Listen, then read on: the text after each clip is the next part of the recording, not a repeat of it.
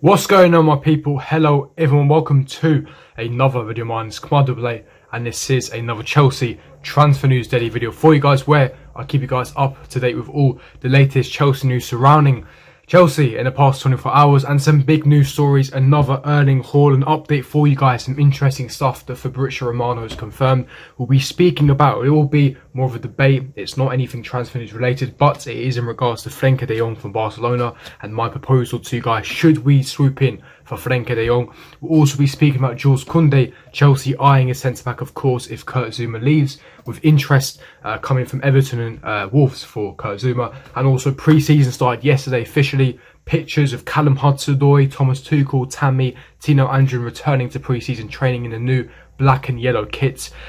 Hopefully, it's going to be the start of something special for next season. But before I do get into all of the news, make sure you smash the like button, subscribe, hit the bell notification, and comment down below your thoughts and opinions in the comment section below. But let's start off this video with a massive Erling Haaland update. Now, Bild, of course, a German publication, made a massive report on this, and Fabrizio Romano has also confirmed that Chelsea will make signings this window, but Chelsea fans should stay patient. Chelsea love Thomas Tuchel. Roman Abramovich could decide to break the bank for Haaland. This is the only possible way that it could happen. Now, Bild Sport reported that Dortmund want at least £150 million for them to budge. It's going to take a lot of money. And Bill questioned Michael Zorc's statement of planning of Haaland by saying that could Zorc really turn down a massive offer? Now, if you guys don't know who Michael Zorc is the CEO, the executive director of Borussia Dortmund. He handles all the transfers, all the ins and outs in terms of transfers. He said that Erling Haaland can imagine himself at Chelsea, Real Madrid or Man City. He has friends in Reina and Bellingham, but losing Sancho could also cause him to ponder. Now, as I said, Dortmund don't need the finances. Before the sale of Sancho, they did because of the pandemic in terms of accounting, finance, the end of the financial tax year. Dortmund, their whole business model is based on selling. They are a selling club. They essentially bring in young talent. They turn them into superstars. Essentially, that is their assets, and they sell them on for big money. They make big profits and turnovers, and that's how their club is run. That's the business model, and you have to respect that. Now, we know that Haaland is not going to stay at Dortmund forever. Dortmund aren't that type of club. They're not at the elite caliber of a Chelsea, a Real Madrid, a United City, this type of level, and they know that Dortmund will eventually want to sell to bring the money and the cash in to reinvest it back in the squad on new, young talent and fresh and through. We've seen this with Pulisic, Jadon Sancho. Haaland's going to be the next victim. We've seen this with Ousmane Dembele as well. It's happened countless amount of times. Now, the main question, of course, is all on our lips is Haaland on the move this summer or next summer? Because we know his release clause kicks in next summer. Now, ideally, we want him to leave now. Because if he leaves now, his only destination really is going to be Chelsea. Because there's no other club in Europe that can afford his wages, Minarala's agents, his father's Alfie's wages as well, because we're going to have to pay him a commission, pay the fee that Dortmund want because his release clause is not active this summer. There's no other club apart from Chelsea. You could argue Man City, but Man City are more interested in Harry Kane.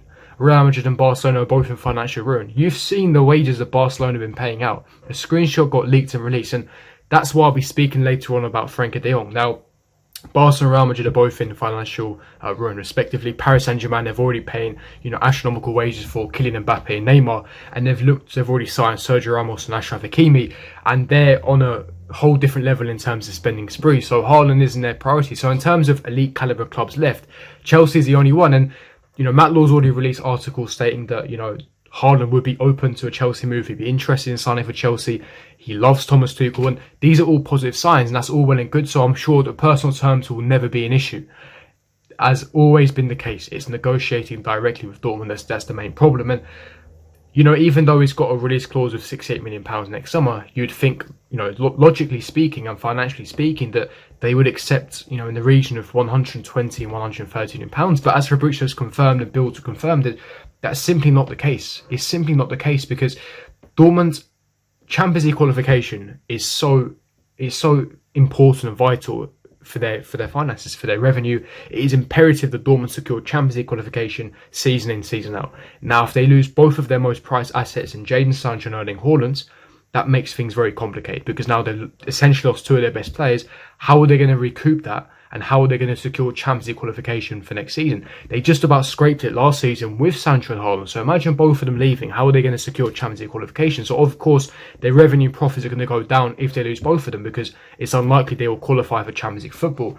Now, this means that they're going to be reluctant to sell. They're going to be adamant. They're going to want to keep Haaland, which is perfectly respectable, unless, as of Richard has confirmed, that Chelsea put in a crazy bid.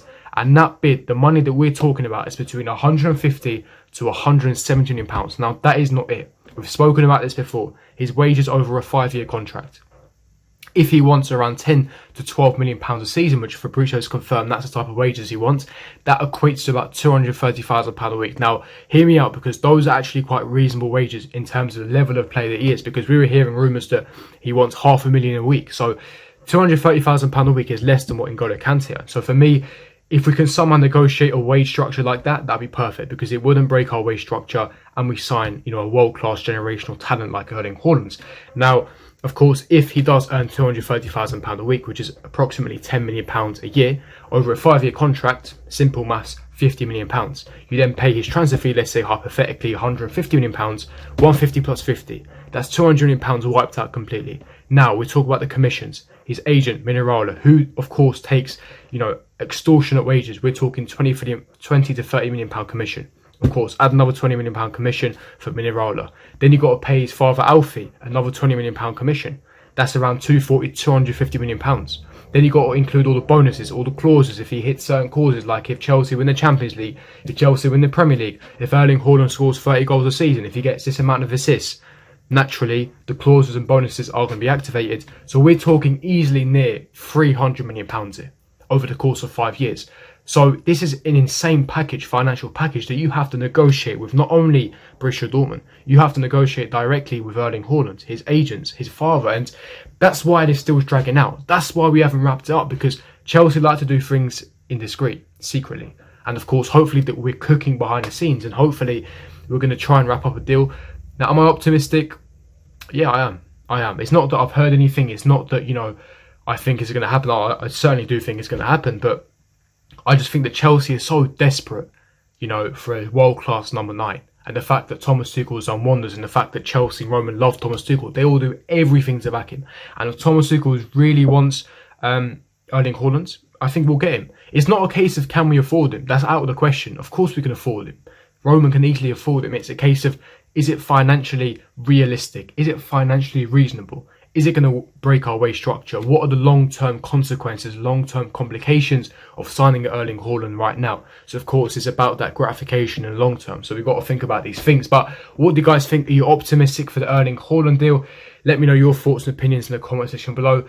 Now, moving on to Jules Kounde. According to AS, a Spanish publication that has close links to Real Madrid, Chelsea have made an important approach for Sevilla defender Jules Kounde. He has an €18 million release clause, but Sevilla expect opening bids of €17 million. Manchester United and Tottenham linked.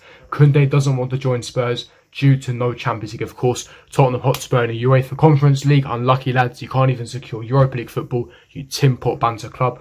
But in terms of Chelsea, of course, Chelsea Champions League club, champions of Europe, of course. Thomas Tuchel at the helm. World-class players all over the pitch, one of the best squads in Europe, an elite-level football club based in London. Of course, Jules Kounde would be attracted. Now, it's a case of, as I've always maintained, we won't sign a centre-back unless one centre-back leaves. We already have 4 centre-backs on the cards. And the fact that we're switching from a 3-back formation to a 4-back formation means that we only have 2 centre-back slots available. Now, 4 centre-backs is enough. It means you've got 2 starting centre-backs and you've got 2 centre-backs for cover and for rotation.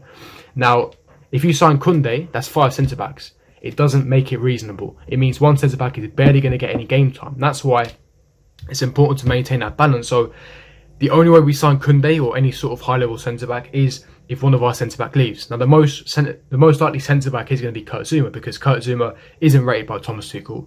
He wasn't getting enough game time under Thomas Tuchel. He's not great on the ball compared to Rudiger, Christensen or Thiago Silva. Those 3 are much more superior on the ball, and you could say they're superior centre-backs as well. Zouma isn't Chelsea quality in my opinion. Yes, he's bench quality, but he's not starting quality. I think the only way we sign Kounde is if we sell Kurt Zouma. So I think Chelsea will be focusing on sales first, like a Kurt Zouma, before they think about bringing in. It will be more of a replacement. And Kounde replacing Zouma is, for me, a complete upgrade. That is just my honest opinion. But what do you guys think? Leave me your thoughts, opinions. Of course, he has a release clause of €80 million. Chelsea won't be paying that release clause, even though he is highly thought of and he is, of course, has a huge ceiling. I think Chelsea could easily wrap up, 35 to 40 million pounds, depending, of course, how much we get for Kurt Zouma. But what do you guys think? Leave me your thoughts and opinions in the comment section below. And of course, pre-season started officially yesterday. A small amount of Chelsea players were back in pre-season. Callum Hudson-Odoi, Tammy Abraham and Tino Anjorin were all in attendance, while Marcus Alonso did report for training yesterday afternoon. Of course, those players did not get called up for the Euros, and or if their respective countries didn't even qualify for the Euros, they of course reported because they had their long summer and their long break. The likes of your other players that joined with the Euros, they're still on holiday. They haven't joined for the pre-season. Of course, they need their rest and holiday after a very long winded season. There's a massive season coming up as well. So it's good to see. There's some clips on Twitter, on social media, if you guys haven't seen it. And it's good to see, Callum smiling, Tammy smiling. It's good. Thomas Tuchel, the gaffer's back. It's all good vibes. It's all good vibes. But moving on to the final talking point, shall I say, because it's not really transfer news, and it is in regards to Frenkie de Jong, the box playing, the ball, the playmaking, the number 6 generational star in Frenkie de Jong from Barcelona. Now, why am I talking about Frenkie de Jong? It's not that Chelsea are linked. It's not that Chelsea are interested in Frenkie de Jong, although I'm sure that we are interested, but it's not. They don't see it being realistic. Is, of course, Barcelona's wage structure got announced. Now, as it stands, Messi is earning 1.3 million euros. This is before his contract ended. Griezmann is on £900,000 a week. Sergio Busquets is on £400,000 to £500,000 a week. Frenkie de Jong is on between £400,000 and £500,000. Ousmane Dembele is on £300,000 a week. Now, as I state those wages, we are talking about ridiculous, disgusting wage numbers here. Yeah, and of course that is essentially making Barcelona bankrupt. They have to reduce their wage structure immediately, as soon as possible, or Barcelona will be bankrupt.